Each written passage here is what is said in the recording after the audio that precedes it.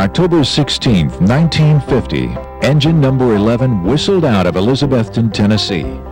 The melancholy of a last run darkened the glory of a warm, bright Appalachian morning. As the tiny Baldwin 10-wheeler retraced the route traveled so many times before, she was turning the last page in the history of narrow-gauge railroading in the Blue Ridge. She was leaving behind a legacy of service to her neighbors, to whom she was a part of the family, a trusting and reliable link to the outside. Tears would mark the passing of the beloved narrow gauge, but our purpose here is not to mourn, but to shake the grates in the firebox of our memories, to watch the phoenix arise from the ashes. Yes, in these remarkable films, we stir the reflections and echoes of the long-vanished trains in Doe River Gorge, on State Line Hill, and the lush valleys into Cranberry. The East Tennessee and Western North Carolina, a long name for a short road, ran from Johnson City, Tennessee to Cranberry, North Carolina. It was chartered and constructed to 3-foot gauge in the early 1880s to haul high-grade iron ore from the mines at Cranberry to interchanges with the trunk lines at Johnson City. The line ran northeast to Elizabethton, later to become the business center to sustain the ET and WNC when the narrow gauge became unprofitable. A third rail to standard gauge was added on this segment in the early years of this century. From Elizabethton, the line turns toward the southeast and parallels the Doe River nearly to North Carolina. This is rugged country, particularly in the gorge carved by the Doe River between Hampton and Blevins.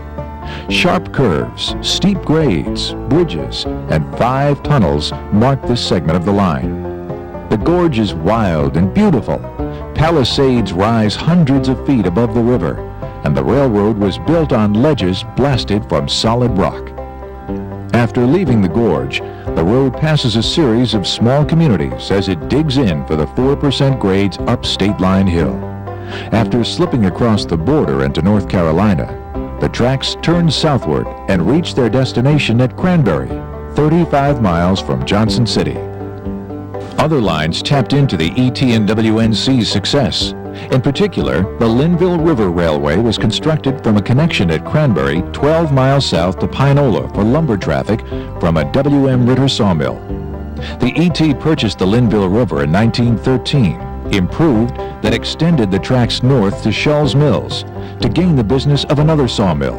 In 1919, the final extent was made to Boone, 66 miles from Johnson City. The two lines operated to a common timetable and for all practical purposes were one as the ET. In 1940, however, heavy flooding from a hurricane seriously damaged the Linville River. The cost to repair was beyond economic reason, and the ICC authorized abandonment beyond Cranberry. The ET was back to its original configuration. Passenger service ended in 1940 as the viability of the narrow gauge waned. However, with the coming of the war, new life was breathed into the little line. The War Board reinstituted passenger service between Cranberry and Elizabethton to carry shift workers to the bustling defense plants.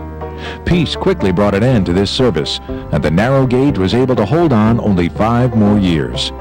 But the Tweetsie was still busy when these films were shot. So let's go back to the war years of the East Tennessee and Western North Carolina Railroad. We begin at the western terminus of the railroad in Johnson City. The year is 1942, and we see that the company also has a trucking operation. As a matter of fact, it has developed one of the earliest trailer-on flat car services. The railroad has been dual-gauged as far as Elizabethton for many years. Coal and other bulk loads were transferred between gauges on the trestle to the left. Boxcar loads were handled in the shed to the right.